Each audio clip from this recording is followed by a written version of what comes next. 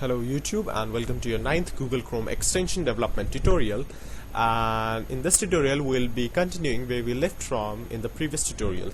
So we'll be continuing our extension development of Twitter Social Toolkit, which allows a user to share text, images, content, links, page or anything to his Twitter account.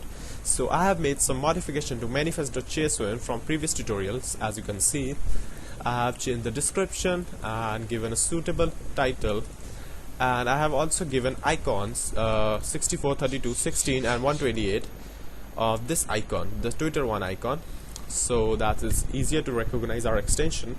And the next thing we want to do is to create a background script, and I have already created a background script down here in the manifest background scripts, and here you go. Let's create a background script now. Actually, background.js, here we go. Let's give it an alert, so let's see if it's working or not. We have the extension down here, reload. It works. Cool. So now to create a right click menu down here, we'll need to use a Chrome API, chrome.contextmenus.create. Now this API is available only in background environment.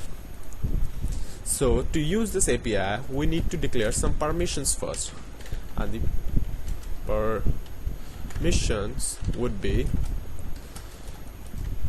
as you expected, context menus. So now we have the permission to modify the context menu, that is this menu.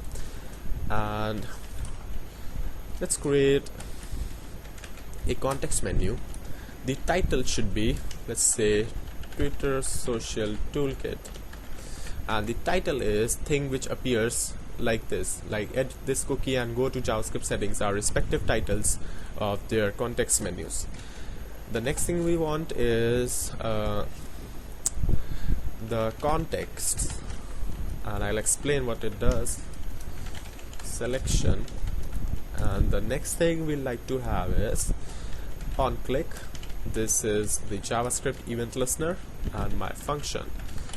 So far so good. Let's create a function, my function, and let's show the simple alert. You just click me, fuck. So this selection down here, what it does is it tells Google Chrome that I want this menu item to appear only when user has selected some text or anything on the browser, otherwise don't appear. So let's reload this extension and let's see it in action. So if I right click there, then I don't see any of our Twitter icon, but if I select some text and then right click on this text, then we see Twitter Social Toolkit as our icon, like we have the selection context here because of the selection context. So whenever user select and right clicks on the selected portion, then only the user would be able to see our icon or our context menu.